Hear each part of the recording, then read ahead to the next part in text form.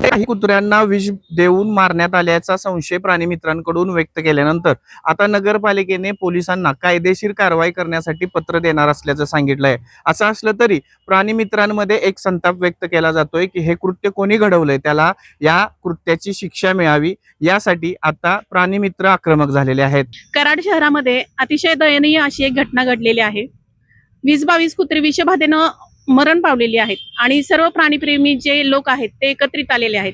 गेले 2 ते 2.5 तास हे सर्व लोक पशुवैद्यकीय दवाखाना असेल किंवा पोलीस स्टेशन असेल, नगरपालिका आहे, या ठिकाणी आपलं म्हणणं मांडण्यासाठी जातात की आम्हाला न्याय मिळाला पाहिजे। ह्या ज्या श्वानांना आहे विष घालून मारण्यात आलंय किंवा ते कशा प्रकारे मेलेले आहेत याचा शोध लागला गेला पाहिजे।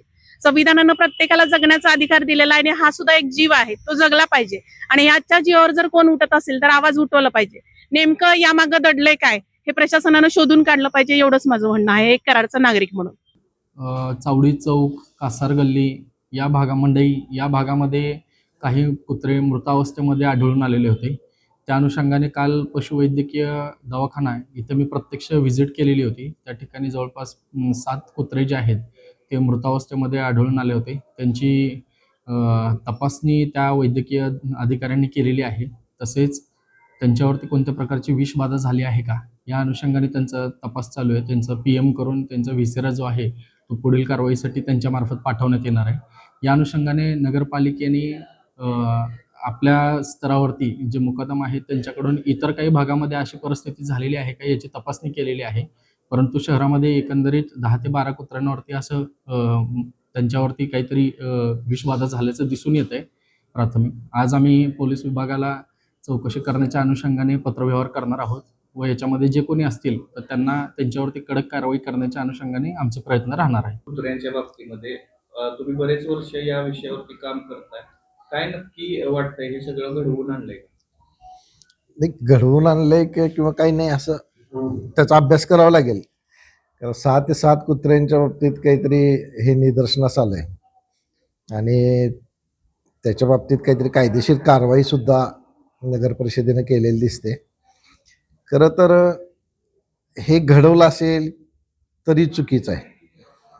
या कुत्र्यांच्या बाबतीतला जर प्रश्न जर हाताळायचा असेल तर त्याला निर्बीजीकरण हे एक चांगल्या प्रकारचा उपाय आहे। करताना निर्बीजीकरण करताना उगाच 100 कुत्र्यांचं केले, 200 कुत्र्यांचं केले असं न करता शहरामध्ये एक व्यापक मोहीम राबवून त्या सर्वच कुत्र्यांच्या निर्बीजीकरण झालं पाहिजे।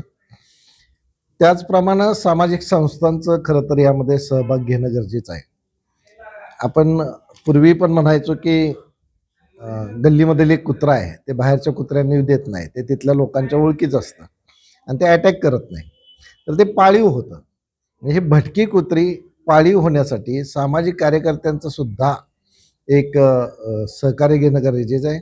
याच्यात जनजागृती करणे सुद्धा गरजेचं आहे आणि अशा प्रकारे नुसते कुत्री मारून किंवा विषबाधेनं मरून हे काही त्याच्यावरचा पर्याय दिसत नाही। कारण आज एका ठिकाणची जरी कुत्री कमी झाली तरी परत ही भटकी कुत्री त्या ठिकाणचा वावर वाढवतात, दुसरीकडची कुत्री येतात आणि तो वावर वाढवतात। आज कित्येक वर्ष आपण बघतोय की संख्या वाढतच चाललेली आहे।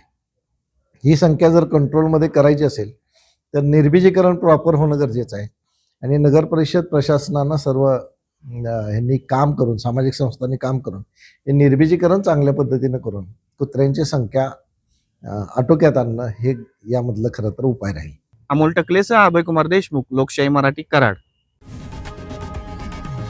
लोकशाही मराठी ऐका, पहा, जागरूक रहा।